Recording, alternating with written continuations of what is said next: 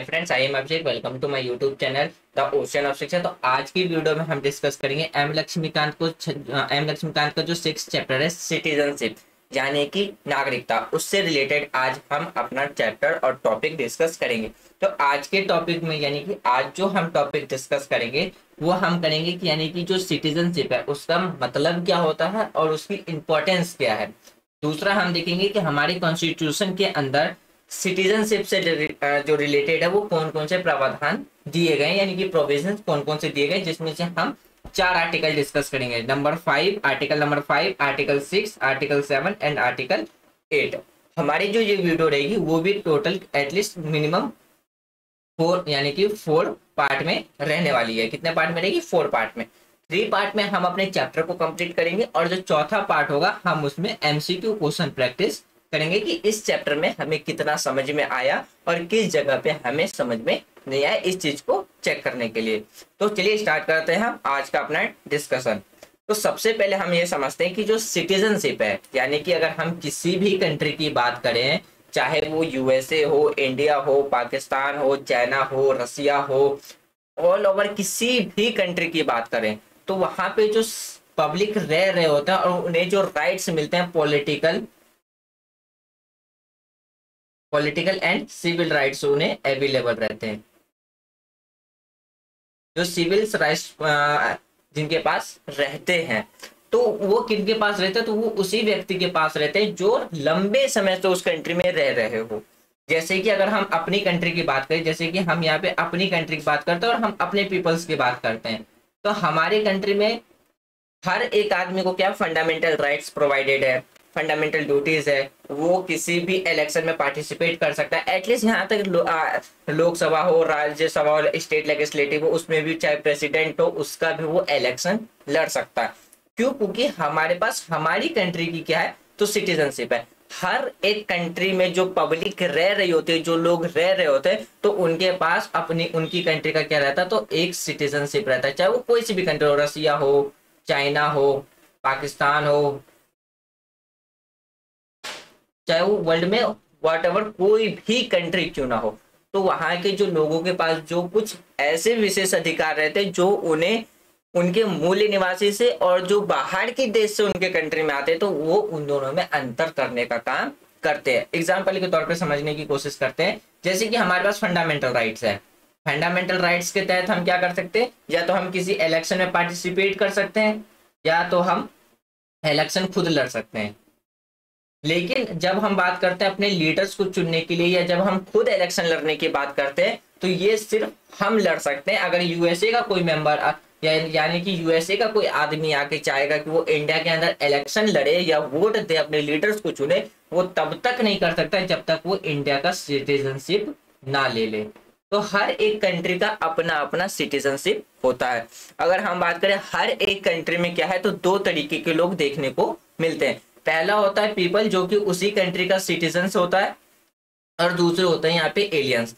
यहाँ पे एलियंस का मतलब है कि जो बाहर की कंट्री से जो लोग आके रहने लगते हैं तो उसे हम क्या कहते हैं? एलियंस कहते हैं। जो कि अगर मान लीजिए कोई एक एक्स पर्सन है और वो फ्रांस से वो इंडिया आया हो, कहाँ आया हो? इंडिया आया हो, और इसके पास इंडिया की सिटीजनशिप ना हो तो इस पर्सन को हम क्या कहेंगे? एलियंस कहेंगे। क्यों? क्योंकि ये एक वीजा के थ्रू, एक प्रॉपरली डॉक्यूमेंटेशन के थ्रू वो क्या है तो इंडिया के अंदर वो आया है। लेकिन इंडिया के पास उसके पास इंडिया के अंदर जो भी पावर्स हैं जो कि एक सिटीजन्स पीपल को मिलती है, वो पावर्स वो फॉरेन यानी कि जो एलियंस है जिसे हम फॉरेनर यानी कि विदेशी भी कहते हैं वो इंजॉय नहीं कर सकता। वो तब तक इंजॉय नहीं कर पाएगा जब तक वो हमारी कंट्री का सिटीजनशिप ना ले ले। हर एक कंट्री का सिटीजनशिप लेने का अपना अपना एक अलग प्रोसेस होता है। तो आज हम इस चैप्टर में सिर्फ अपनी कंट्री में देखेंगे कि किस तरीके से इंडिया के अंदर सिटीजनशिप लिया जाता है। तो किसी भी कंट्री की बात करें तो वहां पे क्या है, हमें 2 तरीके के पीपल्स देखने को मिलते हैं। एक पीपल सिटीजन यानी कि जो उस कंट्री में अपने देश में लंबे समय से रहते आ रहे हो, उनके मन में एक देश के प्रति प्रेम भावना हो, निष्ठा हो, जिनके पास कुछ विशेष अधिकार हो जो फॉरेन यानी कि विदेशी के पास ना हो और वो उसको एंजॉय करते हो। एक तो ये हो गया। और दूसरा व्यक्ति वो होता है जिसे हम जो दूसरा व्यक्ति हमारा एलियंस, वो व्यक्ति होते हैं जो कि किसी बाहर के देश से किसी दूसरे देश में जाते हैं, तो उसे हम क्या कहते हैं, एलियंस कहते हैं, जो कि एक डॉक्यूमेंटेशन के थ्रू क्या होते हैं, अलग अलग कंट्री में जाते हैं। जैसे कि अभी हमने यहाँ पे बात समझा, जैसे कि एक एक्स पर्सन है और वो इंडिया घूमने आएगा, तो उसके लिए एक जैसे वीजा, पासपोर्ट, अलग अलग जो डॉक्यूमेंटेशन है उसको फुलफिल करते हुए जब गवर्नमेंट जब उसे परमिशन देगी वो तभी आ पाएगा। और जैसे ही वो हमारी कंट्री में आएगा तो वो कुछ ही पावर्स, कुछ ही राइट्स का एंजॉय कर पाएगा। जैसे कि अगर हम बात करें राइट टू एजुकेशन का एंजॉय कर पाएगा, या वो आजादी पूर्वक कहीं पे भी घूमने का जो अधिकार है उसको एंजॉय कर पाएगा। लेकिन वो पर्सन हमारे कंट्री में किसी भी इलेक्शन में पार्टिसिपेट नहीं कर पाएगा, ना हमारी कंट्री में किसी भी जो ऑफिसर्स वाले पोस्टेस होते हैं उस पर बैठ के काम नहीं कर पाएगा, या वो हमारे लीडर्स को चुनने में पार्टिसिपेट नहीं कर पाएगा। वो सिर्फ हम कर सकते हैं क्योंकि वो हमारे पास हमारी कंट्री की सिटीजनशिप है।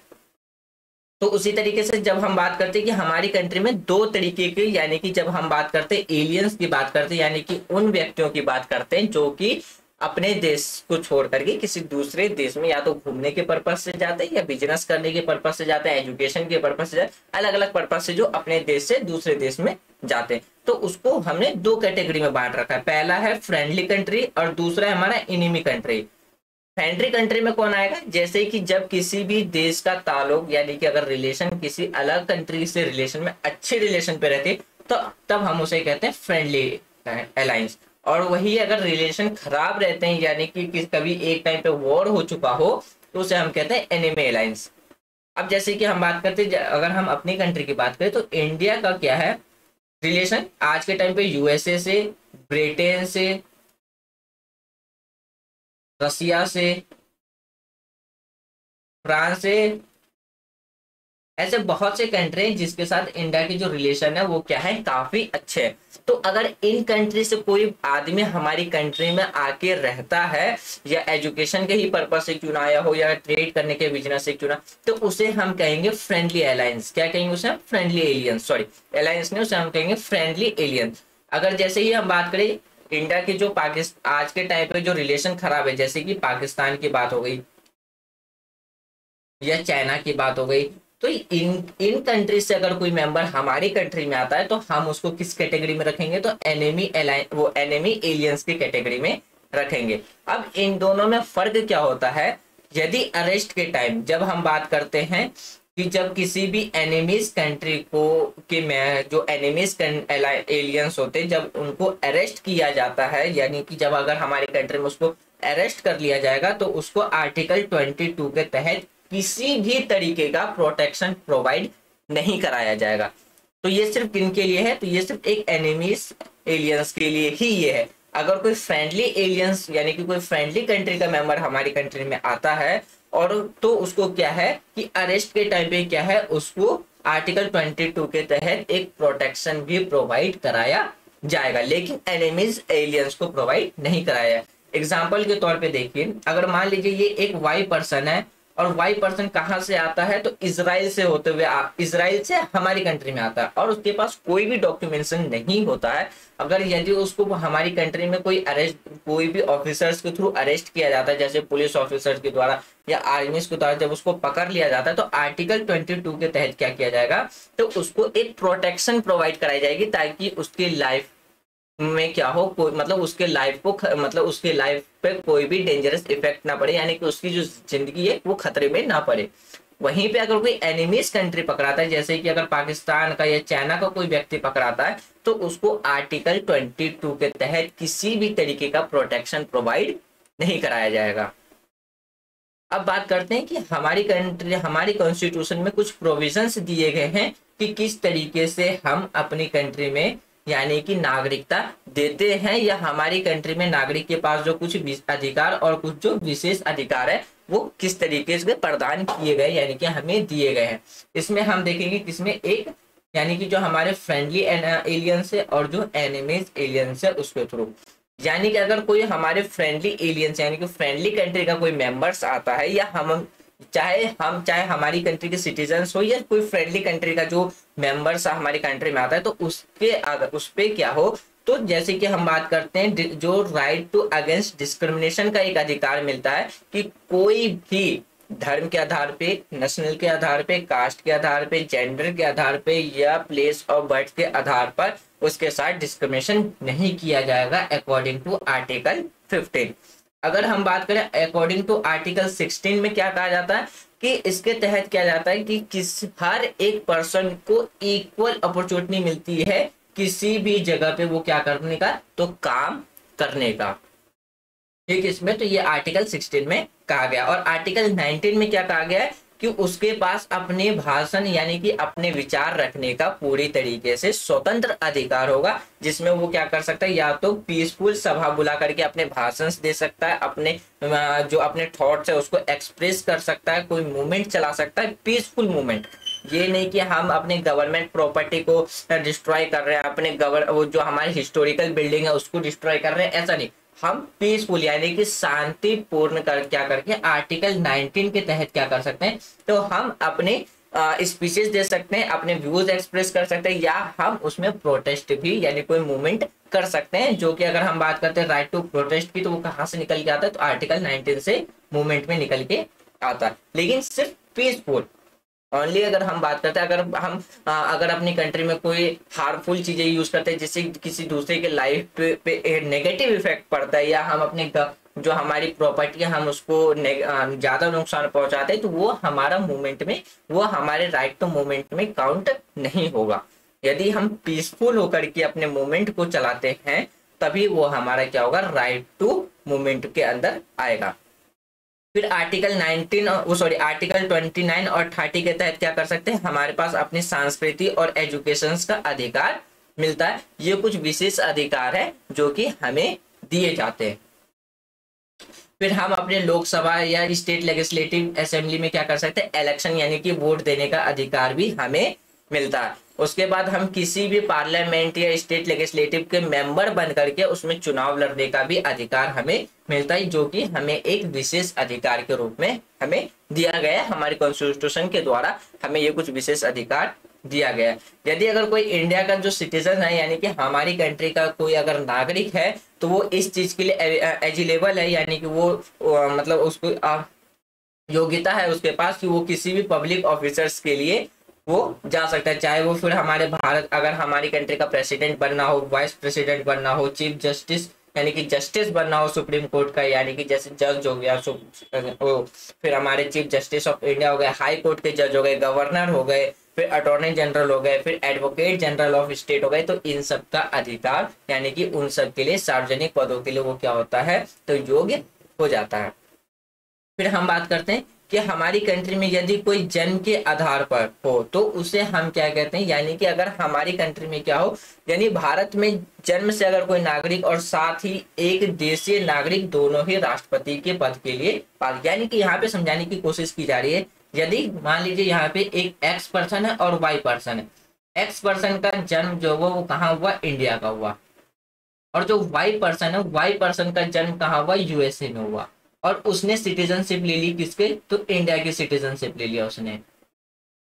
तो ये जो वाई पर्सन है ये भी हमारी कंट्री में क्या है, तो प्रेसिडेंट बनने के लिए एलिजिबल है, मतलब कि योग्य है, और एक्स पर्सन भी योग्य है। तो यानी कि हमारी कंट्री में वो भी पर्सन, वो व्यक्ति भी राष्ट्रपति बन सकता है जिसका जन्म भारत में हुआ हो, या वो व्यक्ति भी बन सकता है जो कि भारत का नागरिक ले रखा हो। जबकि यूएसए में क्या होता है, सिर्फ वही व्यक्ति प्रेसिडेंट बन सकता है जिसका जन्म क्या हो, तो यूएसए के अंदर हुआ हो। उसके अलावा चाहे यूएसए का नागरिकता किसी भी लोगों के पास क्यों ना, वो प्रेसिडेंट नहीं बन सकता, सिर्फ वही बन सकता है जिसका जन्म क्या हो, तो यूएसए के अंदर ही हुआ हो। अब बात करते हैं कॉन्स्टिट्यूशनल प्रोविजन के बारे में, यानी कि हमारे संविधान के अंदर आर्टिकल्स यानी कि सिटीजनशिप से रिलेटेड क्या क्या बातें की गई है। हमारे कंट्री में कहा गया, यानी कि अगर हम अकॉर्डिंग टू कॉन्स्टिट्यूशन की बात करें तो हमारे कॉन्स्टिट्यूशन में कहा गया है यदि कोई भारत का सिटीजनशिप बनना चाहता हो तो उसके पास क्या हो, यानी कि जब हमारा संविधान लागू होने से पहले वो भारत में रह रहा हो। और हमारा संविधान कब लागू हुआ था, तो 26 जनवरी 1950 को हमारा संविधान लागू हुआ, और उससे पहले जो व्यक्ति रह रहे हो तो वो क्या होगा, तो वो भारत का नागरिक होगा। फिर इसमें कहा गया है कि हमारी कंट्री में जो मतलब हमारे कॉन्स्टिट्यूशन में ये लिखा गया है कि सिटीजनशिप के मैटर में, यानी कि हम बात करें जब नागरिकता के मामले में क्या हो, नागरिकता से संबंधित क्या हो, तो हमारे संसद के पास ये पावर है कि वो कोई भी कानून बना सकता है। ये क्लियरली हमारे कॉन्स्टिट्यूशन में लिखा गया है। अब बात करते हैं आर्टिकल 5 क्या कहता है। अगर हम अकॉर्डिंग टू आर्टिकल 5 की बात करें तो उसमें कहा गया है कि यदि कोई व्यक्ति ये 3 शर्तों को पूरा करता है तो वो क्या होगा, तो भारत का नागरिक वो बन जाएगा। पहला शर्त ये कहता है यदि उस व्यक्ति का जन्म कहाँ हुआ हो, तो भारत में हुआ हो, तो वो आर्टिकल 15 के अकॉर्डिंग क्या होगा, तो इंडिया का ही सिटीजनशिप होगा उसके पास। दूसरा शर्त ये कहता है यदि किसी व्यक्ति के पेरेंट्स, चाहे उसके मदर हो या फादर हो, उन दोनों में से किसी का भी जन्म अगर इंडिया में हुआ है तो वो क्या कर सकते हैं, तो वो भी इंडिया का सिटीजनशिप ले सकते हैं, या उनके पास भारत का संविधान यानी कि भारत की नागरिकता उनके पास आएगी। और तीसरा शर्त ये कहता है कि यदि संविधान लागू होने से ठीक 5 साल पहले क्या हो, कोई व्यक्ति भारत के अंदर आके रहना स्टार्ट कर दिया हो, और जब संविधान लागू हुआ हो, तो जैसे कि मान लीजिए जब हमारा संविधान 26 जनवरी यानी कि 26 जनवरी 1950 को लागू हुआ, कितने को हुआ, 1950 को।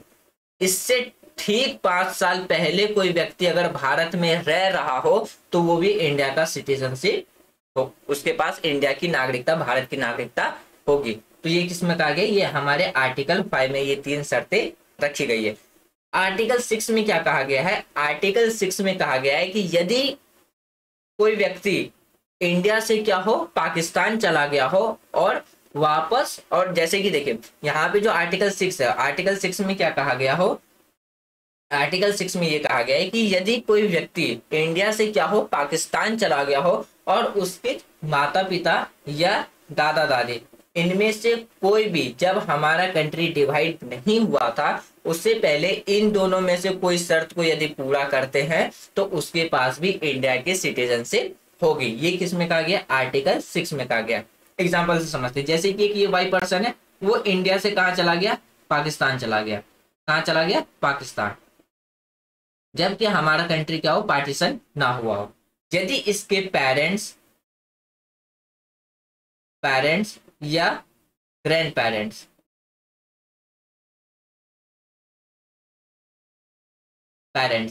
क्या हो, कॉन्स्टिट्यूशन लागू होने से पहले यानी कि हमारा संविधान लागू होने से पहले वो हमारी कंट्री में आ गए हो और इन दोनों अगर शर्तों को फुलफिल कर रहे हो तो इस एक्स पर्सन के पास भी क्या हो जाएगा, तो इंडिया का सिटीजनशिप होगा, यानी कि वो भारत का ही नागरिक होगा। ये हमारे किस में कहा गया, आर्टिकल 6 में कहा गया है। फिर क्या कहा गया है कि देखो 19 जुलाई 1948 से पहले यदि कोई व्यक्ति भारत में वापस आ गया हो और वो जिस तारीख जब वो आया हो, मतलब जैसे कि एक्स पर्सन है वो 19 जुलाई 1948 से पहले ही आ गया हो और वो जिस तारीख को आया हो उस टाइम से लेकर के यदि यानी कि जब हम बात करें पंजीकरण से 6 महीने पहले वो क्या हो, तो यदि वो जब उसकी पंजीकरण की जाए उससे पहले यदि वो अगर बात करें कि किसमें, देखो यहाँ पे ये समझने की बात, देखो 19 जुलाई 1948 से पहले कोई भी व्यक्ति भारत में समान रूप से वापस आ जाता है, यानी कि अपने प्रवास की तारीख से भारत में सामान्य रूप से निवास करता है, तो वो क्या होगा, वो भी भारत का नागरिक होगा। पहले ये कहा गया। दूसरे में कहा गया कि यदि कोई व्यक्ति 19 जुलाई 1948 से पहले भारत आ गया था तो वह अपने प्रवासी यानी कि जिस तारीख वो भारत के अंदर आया उससे ठीक 6 महीने पहले, जब पंजीकरण से ठीक 6 महीने पहले ही वो क्या भारत में सामान्य रूप से निवास कर रहा हो, तो वो भी भारत का सिटीजनशिप उसके पास आ जाएगा। ये भी हमारे किस में कहा गया, आर्टिकल 6 के अंदर कहा गया है। और आर्टिकल 7 में क्या कहा गया, आर्टिकल 7 में कहा गया यदि कोई व्यक्ति मार्च 1947 से पहले मार्च 1947 के बाद भारत से वो कहाँ चला गया हो, पाकिस्तान चला गया हो और वापस वो भारत में लौट आया हो, तो उसे अपने आवेदन के तारीख से 6 महीने पहले ही भारत में निवास होना होगा। तो इस शर्त को वो पूरा करके अकॉर्डिंग टू आर्टिकल 17 वो क्या कर सकता है, तो इंडिया का जो सिटीजनशिप है वो हासिल कर सकता था, मतलब कर सकता है। तो इस तरीके से हमारी कंट्री में जो सिटीजनशिप है, सिटीजनशिप से रिलेटेड कि कौन सा व्यक्ति किस तरीके से नागरिकता हासिल करेगा, किस व्यक्ति को किस आधार पे नागरिकता दी जाएगी, वो इसमें बताने की कोशिश की गई है। अब बात करते हैं आर्टिकल 18 मतलब आर्टिकल 8 के बारे में। आर्टिकल 8 में ये कहा गया है कि यदि कोई व्यक्ति प्रवासी यानी कि कोई ऐसा व्यक्ति जो भारत का सिटीजनशिप चाहता हो और वो भारत से बाहर रह रहा हो तो उसको भी भारत का सिटीजनशिप मिल सकता है, यानी कि भारत की नागरिकता मिल सकती है। वो किस में कहा गया है? आर्टिकल 8 के अंदर कहा गया है। यानी कि अगर हम बात करें कि आर्टिकल 8 के प्रावधान की बात करें तो उनमें उन प्रवासी भारतीयों को शामिल किया गया है जो भारत की नागरिकता प्राप्त करना चाहते हैं लेकिन वो इंडिया से बाहर रह रहे हो, तो उनको भी आर्टिकल 8 के थ्रू क्या है तो इंडिया का सिटीजनशिप दिया जा सकता है। तो फ्रेंड्स ये था हमारा आज का डिस्कशन जिसमें हमने कॉन्स्टिट्यूशन प्रोविजन जिसमें article 8, article 7, article 6, article 5 discuss किया। उसके बाद हमारे कॉन्स्टिट्यूशन में नागरिकता से रिलेटेड कौन कौन सी बात की गई है उसके बारे में समझा। फिर हमने ये देखा कि एलियंस किसे कहते हैं, एनिमीज एलियंस, फ्रेंडली एलियंस किसे कहते हैं, और हमारे पास जो सिटीजनशिप यानी कि हम बात करें सिटीजन्स की या जो अगर हम फ्रेंडली एलियंस की बात करें वो कौन कौन से अधिकार और कौन कौन से विशेष अधिकार का आनंद उठा सकते हैं। यहाँ पे ये चीज कंफ्यूज मत होना कि ये जो अधिकार हमें दिए गए राइट टू वोट और right to become a member of parliament and state legislative, ये सिर्फ इंडियन के सिटीजनशिप ही बन सकते हैं, ये कोई एलियंस नहीं बन सकते। अगर यदि कोई एलियंस को इलेक्शन में पार्टिसिपेट करना है या किसी पार्लियामेंट का या स्टेट लेजिस्लेटिव का मेंबर बनना हो तो उसके लिए उसे क्या जरूरत पड़ेगी, तो इंडिया के सिटीजनशिप की जरूरत पड़ेगी।